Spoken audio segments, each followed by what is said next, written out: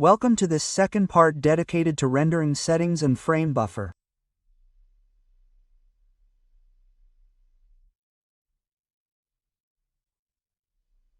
Now let's look at some Corona render settings on Render Setup, and in the Scene section we find progressive rendering limits.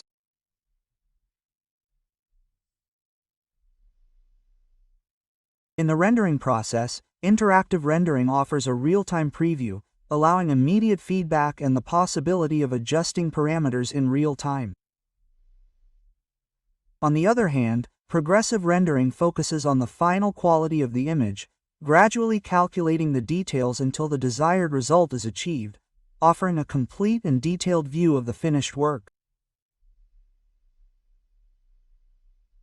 If we do not set any of the limits present in this menu, the calculation could continue indefinitely until we see the image that satisfies us. We can stop the rendering with the Stop button and save the result of the image obtained.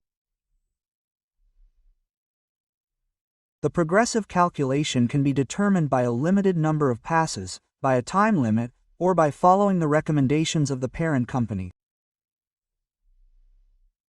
We can set a percentage of noise present in the final image. By setting a percentage of 2% without activating a denoiser, we will obtain perfect and qualitatively clean images without noise. As for the denoiser, we will discuss it later. To launch a final render, or a production render, we have 3 different options to start it. At the top right of the Render Setup menu we find the Render button. If we click on this button, it will start the render calculation. As you can see, the target noise level is set to 2% as set in the tab.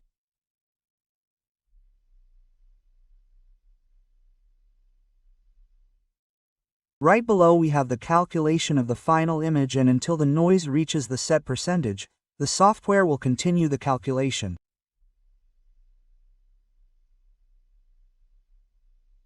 At this point we have the total passes. Right below we find the percentage of the current noise of the image and the noise level set previously. Only after 5 passes will the software indicate an estimated time to complete the render.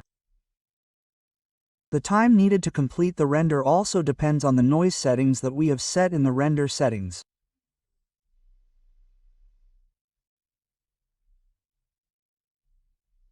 Another way to start the production render is to go to the top toolbar where we find the icon of a wireframe with a lightning bolt, or with the keyboard command Shift F9 you can activate the production render.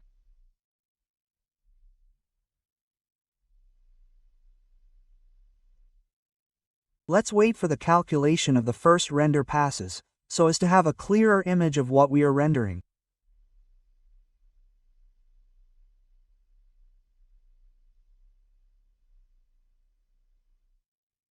Or as a final method, we can open the frame buffer and click Render in the top right corner.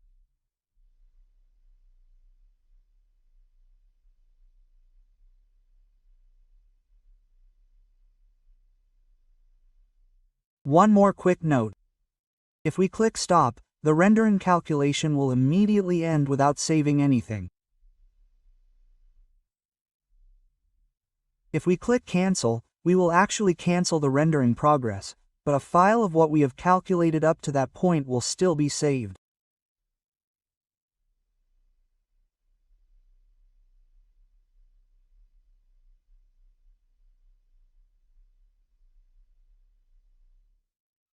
Now we will analyze the tools present in the menu on the right of the frame buffer. In the Post section we can find the tone mapping. This section will help us apply a correct exposure to the image using a single slider.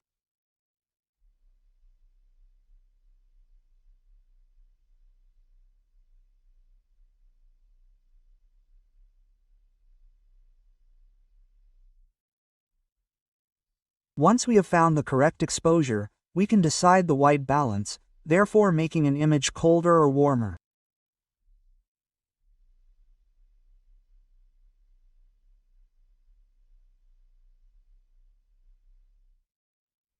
To reset the sliders to the original value, just right-click on the up and down arrows. This slider is used to create a variation in hue, that is, to create a predominance of color. The next slider is used to modify the contrast of the image. In this case, we are going to increase this value. By disabling the checkboxes on the left of the various options, we can alternate the display of the applied effect. To increase saturation, we can use the next slider. As a final parameter, we find the which allows us to avoid overexposure of whites and highlights. We always recommend activating it and never touching the value. We will talk about bloom and glare shortly with a slight change of scene to make the effect clearer. Let's move on to sharpening and blurring. Let's activate the option by checking the box on the right. Let's zoom in slightly on an object to better understand the effectiveness of these three options. Let's increase the sharpening by decreasing the blurring, while with the other two parameters we define the radius.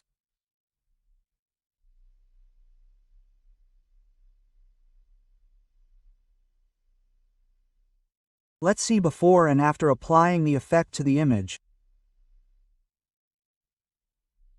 We can decide whether this effect can be used directly via the frame buffer or if it is preferable to apply this effect later with photo editing programs.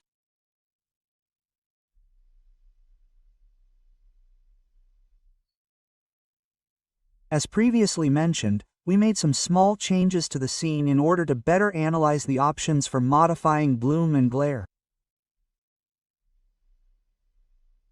Let's open the section dedicated to these effects. The initial bloom and glare parameters are currently set to 0, and to appreciate their effect we can increase their values. Let's increase the bloom value to 5, and as we can see from making it interactive, this effect increases the glow of the areas in light.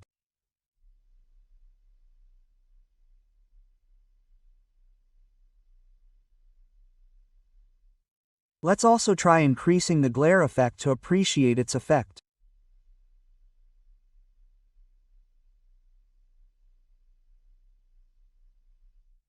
Using the strict count, lowering or increasing the value will give us a different effect of the reflections generated by the glare.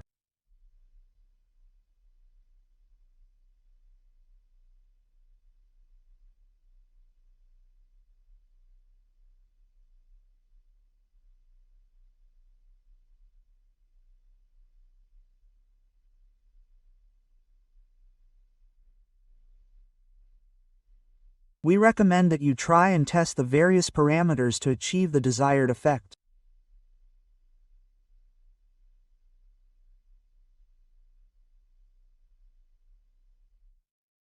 The strict blur instead determines the definition of the effect.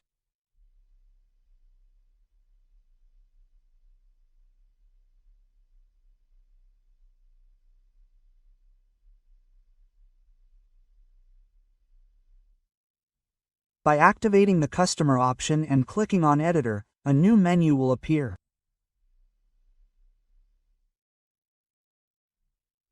Within this new section we find various effects linked to the lens capable of creating even more particular effects on the image.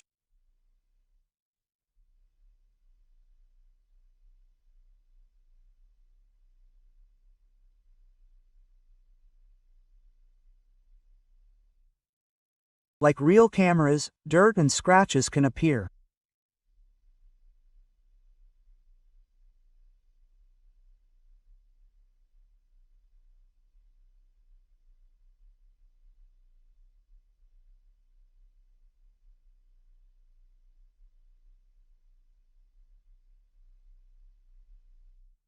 As we saw earlier, let's proceed with applying sharpening and blurring.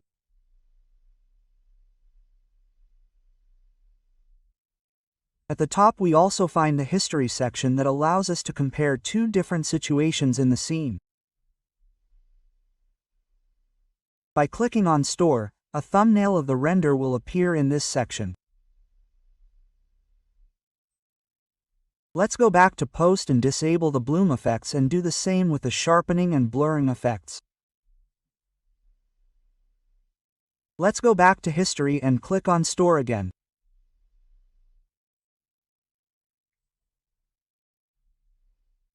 Left-clicking on the thumbnail defines image A, while right-clicking on the one below defines image B. Be careful when using this option because if it is not enabled, the selected effects will not be applied to our images.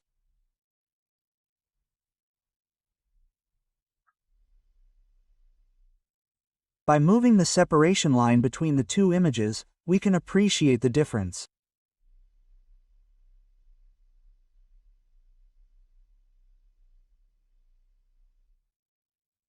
If you want to remove the images saved in this panel, simply click on Delete All.